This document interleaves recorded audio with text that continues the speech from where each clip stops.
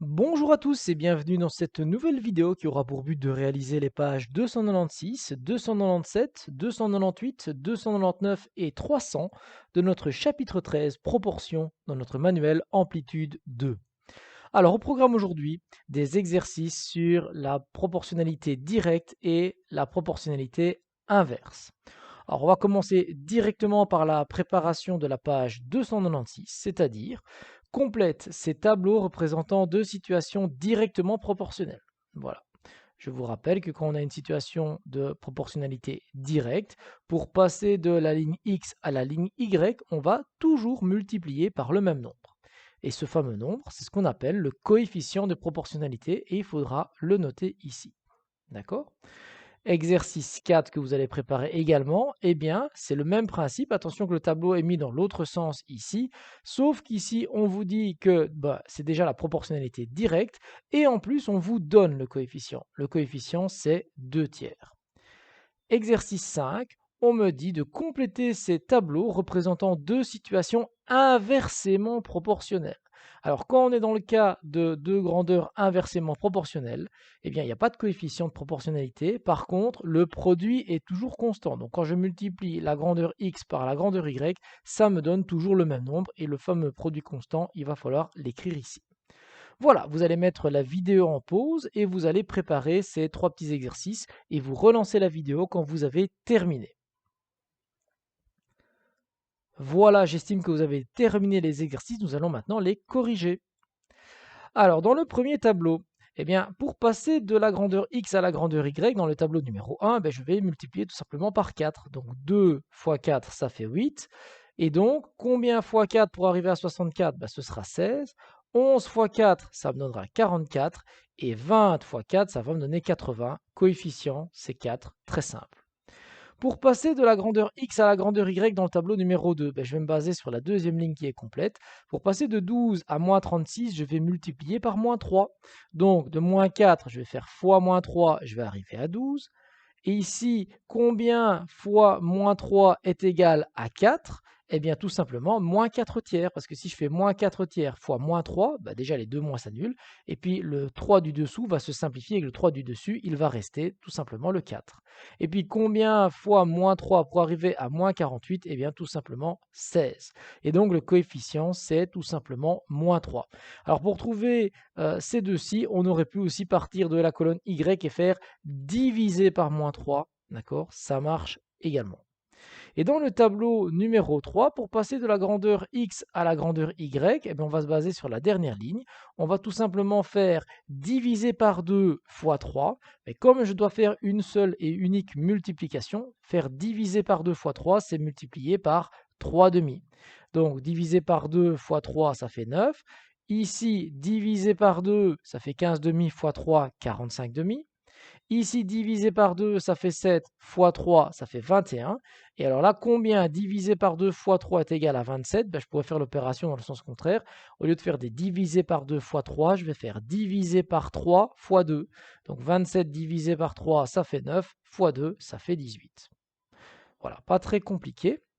Passons maintenant à l'exercice 4. Alors, qu'est-ce qu'on me dit dans l'exercice 4? On me dit que le coefficient de proportionnalité, c'est 2 tiers. Donc, pour passer de la ligne x à la ligne y, je vais tout multiplier par 2 tiers. C'est-à-dire, je vais faire diviser par 3 fois 2. Puisque quand j'ai une fraction, le nombre du dessous, c'est le nombre qui divise, et le nombre du dessus, c'est le nombre qui multiplie. Et donc, je vais partir de là, moins 3, et je vais faire moins 3 divisé par 3, ça fait moins 1, fois 2, ça fait moins 2, ça ne fait pas moins 6. Il y a une erreur ici, je vais le corriger en post-production. Voilà. Quand je veux passer de 5 à ce nombre-ci, je vais tout simplement faire 5 divisé par 3, ça fait 5 tiers, fois 2, ça fait 10 tiers. 7 dixièmes divisé par 3, ça fait 7 trentièmes, fois 2, ça fait 14 trentièmes, 14 trentièmes que je peux simplifier en 7 quinzièmes. Moins 1 demi divisé par 3, ça fait moins 1 sixième, fois 2, ça fait moins 2 sixièmes, et moins 2 sixièmes, ça fait moins 1 tiers. Alors là, je dois aller dans l'autre sens. Donc si de là à ici, je fais diviser par 3 fois 2, quand je vais dans l'autre sens, je dois faire diviser par 2 fois 3. Alors si je fais moins 3 divisé par 2, ça fait moins 3 demi. Moins 3 demi fois 3, ça fait moins 9 demi. Donc attention, ici, il y a une erreur, c'est pas moins 1 demi, c'est moins 9 demi. Je vais le corriger en post-production. Voilà. Alors celui-ci, donc je vous rappelle, au lieu de faire diviser par 3 fois 2, je fais diviser par 2 fois 3.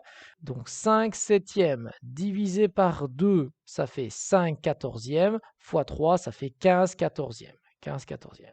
Et celui-ci, divisé par 2, ça fait 1 tiers, fois 3, eh bien ça fait 1. Voilà, pas très compliqué. Regardons maintenant l'exercice 5. Comme ce sont des situations inversement proportionnelles, eh bien le produit doit être constant. Alors je peux me baser ici sur la première ligne. Le produit c'est 1 fois 4, ça fait 4. Donc il faut à chaque fois quand je multiplie, ça doit faire 4. Combien fois 5 qui va donner 4? 4 cinquièmes, parce que 4 cinquièmes fois 5, sous-entendu 5 sur 1, ça fait 20 sur 5, et 20 sur 5, ça se simplifie, ça fait 4. 2 fois combien pour arriver à 4? 2 fois 2. 3 demi fois combien pour arriver à 4? Eh bien, on va faire 3 demi fois 8 tiers, parce que comme ça, déjà, les 3 vont se simplifier, et il va me rester 8 sur 2 qui fait 4. Donc, produit constant est égal à 4. Dans le tableau numéro 2, je vais me baser sur la ligne numéro 1. 1 fois 12 cinquièmes, ça fait 12 cinquièmes, et 12 divisé par 5, eh bien, ça fait 2,4. Donc 0,1 fois combien pour arriver à 2,4? Fois 24. Je vous rappelle que quand je fais fois 0,1, ça veut dire divisé par 10. Combien fois 12 pour arriver à 2,4? Eh bien, je vais faire 0,2 fois 12. Parce que quand je fais fois 0,2, c'est comme si je faisais diviser par 5, et donc je retombe dans le cas ici de 12 divisé par 5. Et ici, moins 1,1 fois combien pour arriver à 2,4? Eh bien, tout simplement, je vais multiplier par moins 24 onzièmes. D'accord? Le produit constant, c'est 12 cinquièmes, c'est-à-dire 2,4. Tableau numéro 3, je vais me baser sur la première ligne. 9 fois moins 3, ça fait moins 27. Donc 7 fois combien pour arriver à moins 27? 7 fois moins 27 sur 7. Comme ça, les 7 se simplifient et il va rester que le moins 27. Combien fois 7? C'est la même chose, moins 27 sur 7, c'est le même que celui-là, mais dans l'autre sens. Et moins 3 fois combien pour arriver à moins 27? Moins 3 fois 9 pour arriver à moins 27. Produit constant, moins 27. Voilà, passons maintenant à la page suivante. Alors la page suivante, ça va être vite réglé. Cette page-ci, la fameuse page 297, on la passe, on ne la fait pas. Comme ça, c'est déjà ça en moins à faire. Et on va attaquer directement ce problème. Alors attention, il y a un petit problème dans ce problème.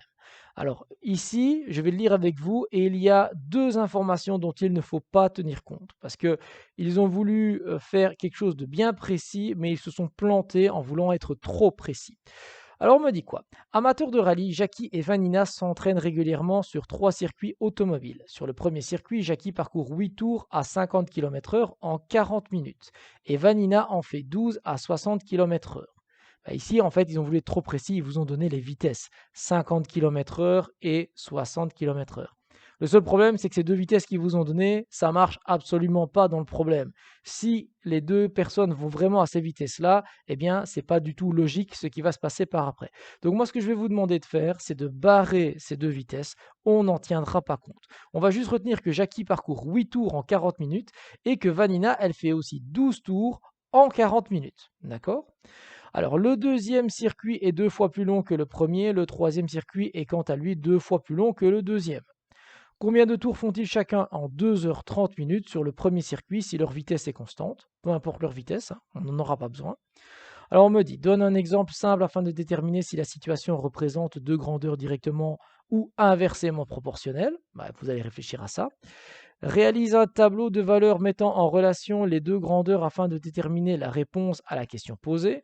Autrement dit, il faudra compléter ce tableau-ci. Le temps en minutes est ici, 40 minutes, 80 minutes, 60 minutes, 30 minutes, 150 minutes. Et il faudra donner le nombre de tours pour Jackie et pour Vanina.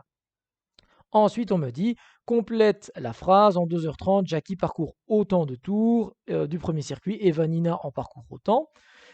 Point 2, afin de déterminer le nombre de tours que chacun réalise en 40 minutes sur le troisième circuit à leur vitesse respective. Encore une fois, on s'en fout de la vitesse, on n'en a pas besoin. Suis le raisonnement suivant. Donne un exemple afin de déterminer si la situation représente deux grandeurs directement ou inversement proportionnelles. Ça, je vais vous laisser y réfléchir aussi. Et on va compléter les deux petits tableaux ici. Alors, on vous dit ça, c'est les numéros du circuit, le 1, le 2, le 3. Imaginons que la longueur du circuit, ça soit L. Alors le deuxième circuit, comme il est 2 fois plus grand, bah, ça va être quelque chose ici avec du L, hein. Et le troisième, il est 2 fois plus grand que le deuxième, donc on va devoir avoir une réponse avec du L ici aussi. Et là, on a le nombre de tours en 40 minutes, bah, il faudra compléter. Je vais vous laisser y réfléchir, je ne vais pas trop en dire. Et finalement, on me dira, sur le troisième circuit, en 40 minutes, Jackie parcourt autant de tours et Vanina parcourt autant de tours. Voilà, vous allez mettre maintenant la vidéo en pause, vous allez préparer ce beau problème et quand vous l'avez terminé, vous relancez la vidéo pour qu'on puisse le corriger. Voilà, j'estime que vous avez terminé ce beau grand problème. Nous allons maintenant passer à sa correction.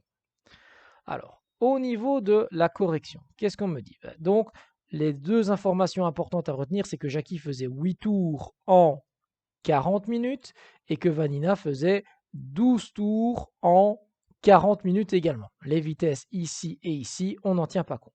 Alors déjà, est-ce que c'est une situation de grandeur directement proportionnelle ou inversement proportionnelle?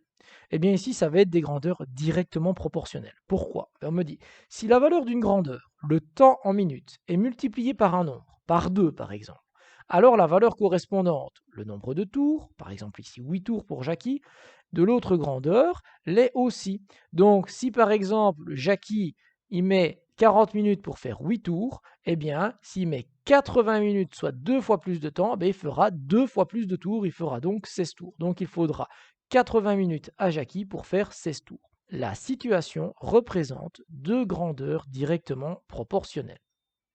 Alors on va compléter le tableau.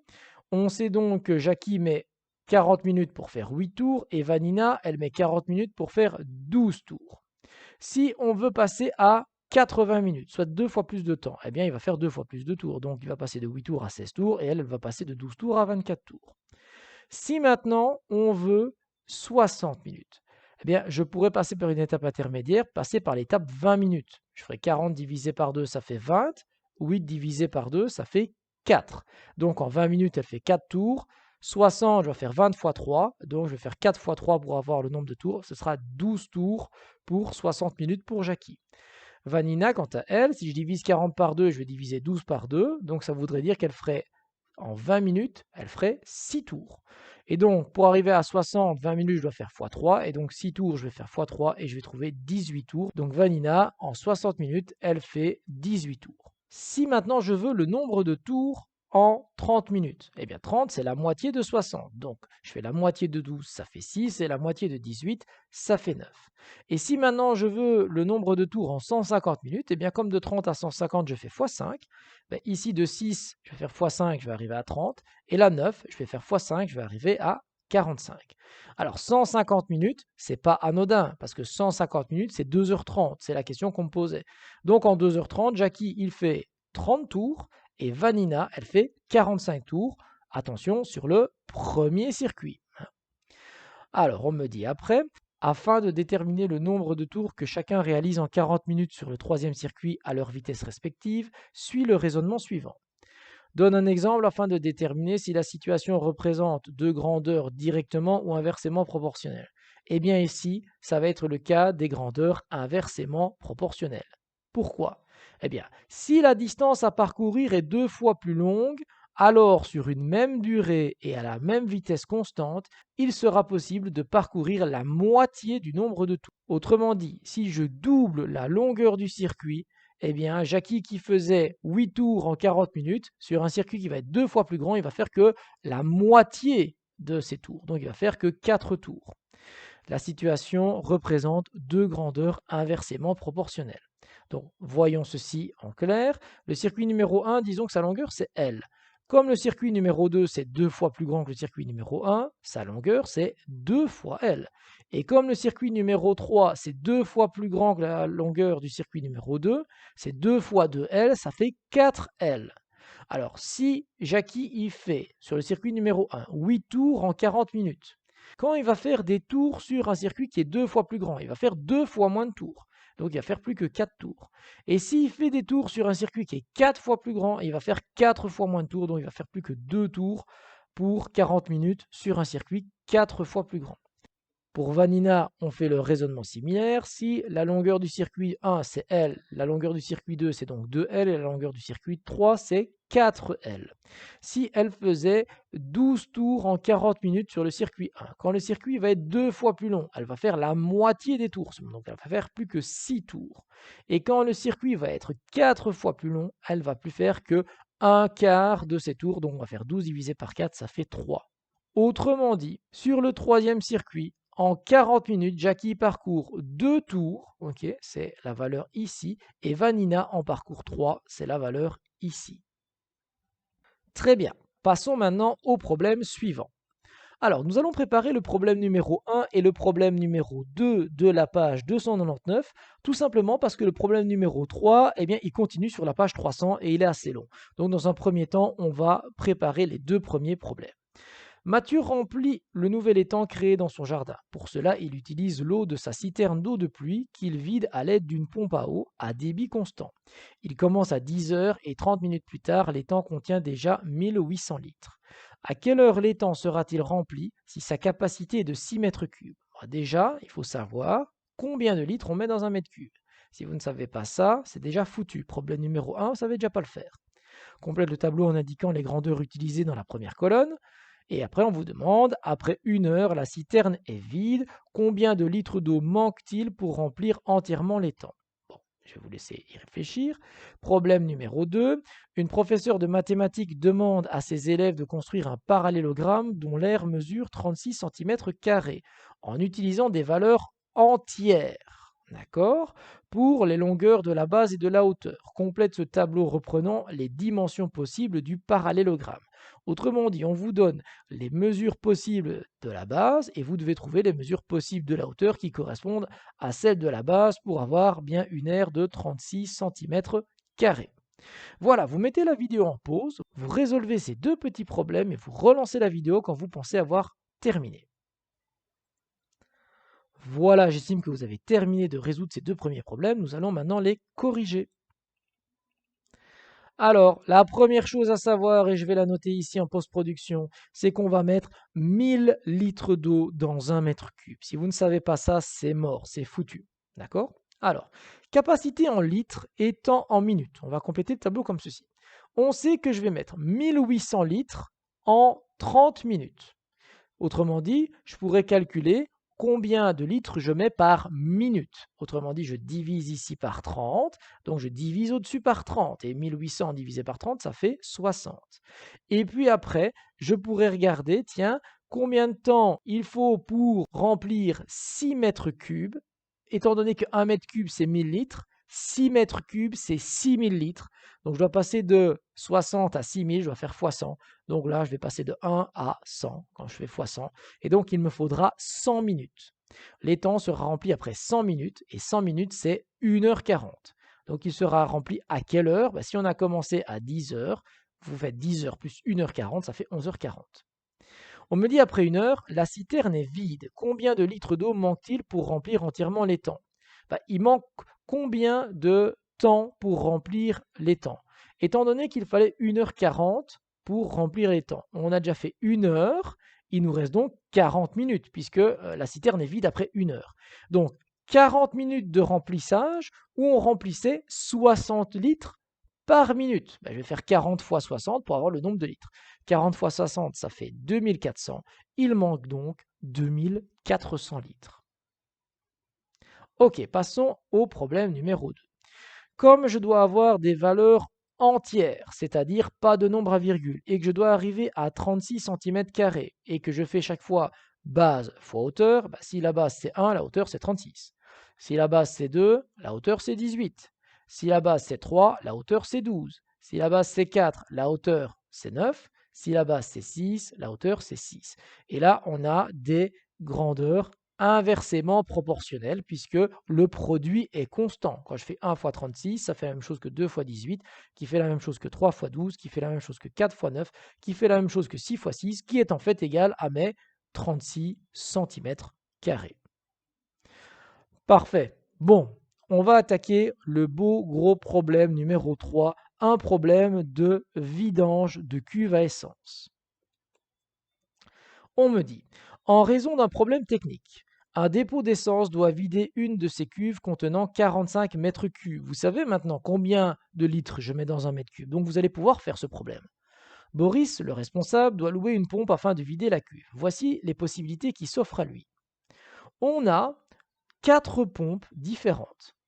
Elles ont chacun un débit différent.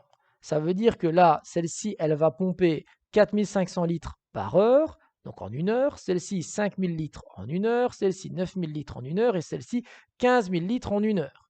Et elles ont des prix de location à l'heure qui ne sont pas les mêmes. Évidemment, celle qui va pomper 15 000 litres par heure, elle est plus performante que celle qui va pomper 4500 litres par heure. Du coup, elle va être plus chère à la location. Et donc, l'idée, ça va être de déterminer quelle pompe va être la plus intéressante. Alors, pour ce faire, qu'est-ce qu'on va faire? On va d'abord compléter le tableau. En sachant que la pompe A, elle a une capacité de 4500 litres, combien de temps lui faudra-t-il pour vider les 45 mètres cubes? Pareil pour la pompe B avec son débit, pareil pour la pompe C, pareil pour la pompe D. Donc là, il faudra mettre le nombre d'heures nécessaires pour faire la vidange de la cuve.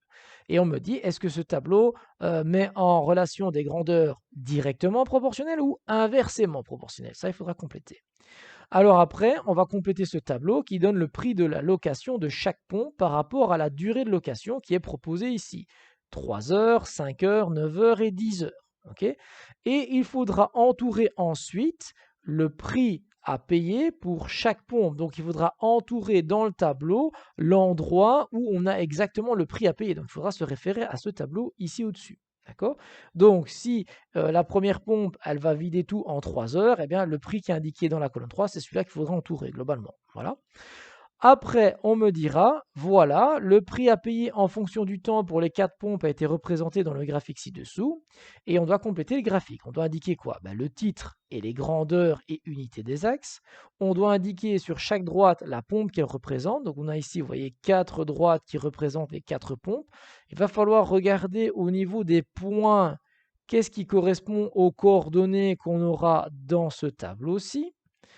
On me dira aussi après d'entourer en vert sur chaque droite le point montrant le prix à payer par rapport au temps nécessaire pour vider la cuve. Autrement dit, le truc qu'on a entouré ici dans ce tableau, il faudra aussi l'entourer dans le graphique. Ensuite, on me dit de classer les 4 pompes dans l'ordre croissant du prix à payer pour vider la cuve. Autrement dit, eh bien, on les classera de la moins chère à la plus chère. Et puis après, par contre, on regardera un autre aspect. On se dira, tiens, quelle est la plus rapide pour vider la cuve? Ça, on a déjà une petite idée. La plus rapide, vous avez suivi ce que je vous ai expliqué sur le débit. On sait déjà un petit peu. Voilà, je n'en dis pas plus. Vous mettez cette vidéo en pause, vous résolvez ce problème et vous relancez la vidéo pour qu'on le corrige. Voilà, j'estime que vous avez terminé de réaliser cet exercice. Nous allons maintenant le corriger ensemble.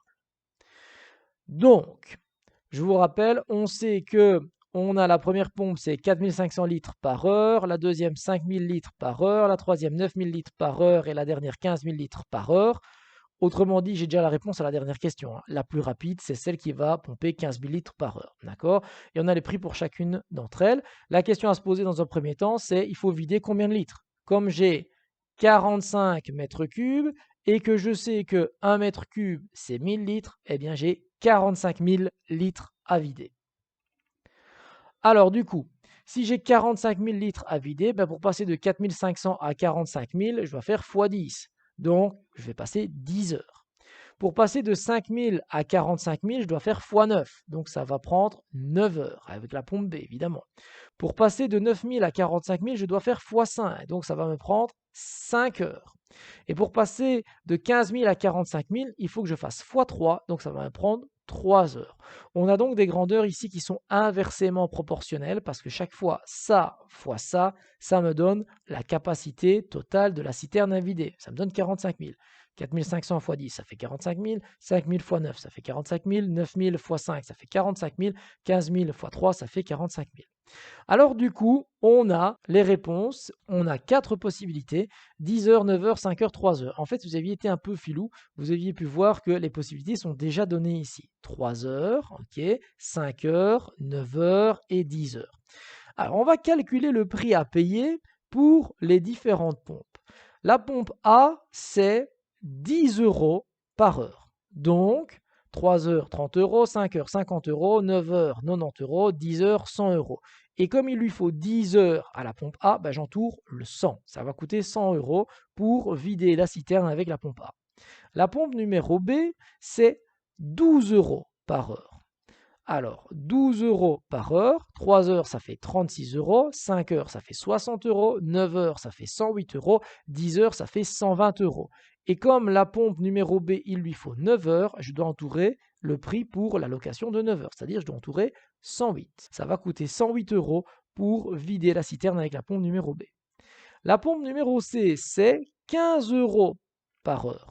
Donc 3 heures 45 euros, 5 heures 75 euros, 9 heures 135 euros, 10 heures 150 euros. Et la pompe numéro C, il lui faut 5 heures pour vider la citerne. Donc je vais entourer le 75. Ça va coûter 75 euros pour vider la citerne avec la pompe numéro C. Et la pompe numéro D, ça coûte 27 euros par heure. Et donc, 3 heures 81 euros, 5 heures 135 euros, 9 heures 243 euros et 10 heures 270 euros.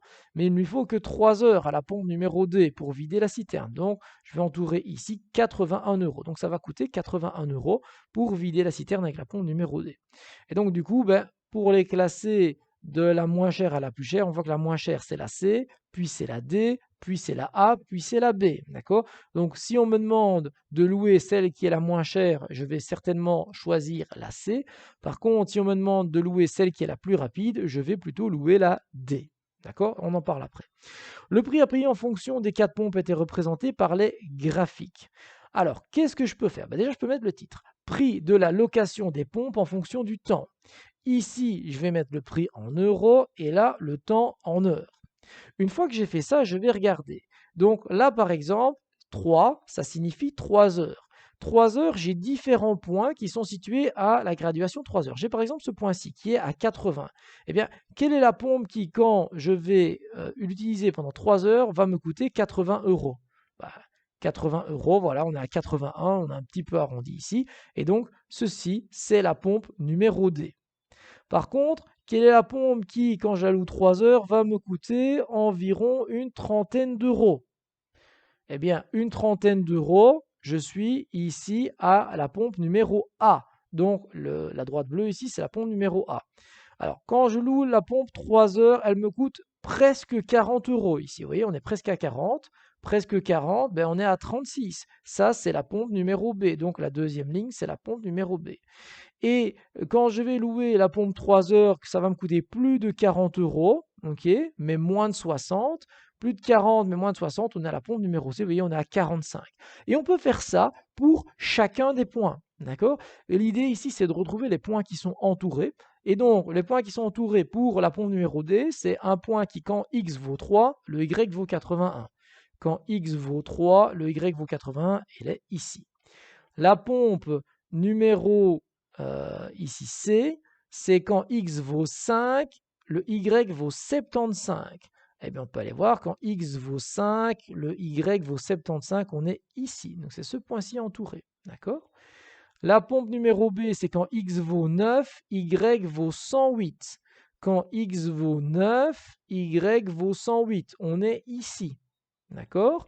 Et la pompe numéro A, c'est quand X vaut 10, Y vaut 100. Donc quand X vaut 10, Y vaut 100, on est ici pour la pompe numéro A. On peut faire cette vérification avec n'importe quel des points. Ça, c'est la valeur en X, et puis à chaque fois dans le tableau, c'est la valeur en Y pour la pompe A, la pompe B, la pompe C, la pompe D. Étant donné qu'on a compris ça, du coup, on peut entourer les points qui correspondent aux endroits qui vont correspondre au prix, d'accord, le prix à payer pour vider la cuve. On a bien identifié chacune des droites en lui mettant le numéro de la pompe à côté. Je dis numéro, mais c'est une lettre, on est bien d'accord. Alors, il fallait classer les 4 pompes dans l'ordre croissant du prix à payer pour vider la cuve. On avait dit, la moins chère, c'est la C, puis c'est la D, puis c'est la A, puis c'est la B. Donc, la C, la D, puis la A, puis la B. N'oubliez pas de mettre ce symbole plus petit hein, pour bien dire que c'est celle-là la plus petite, puis après c'est celle-là, puis celle-là, puis celle-là.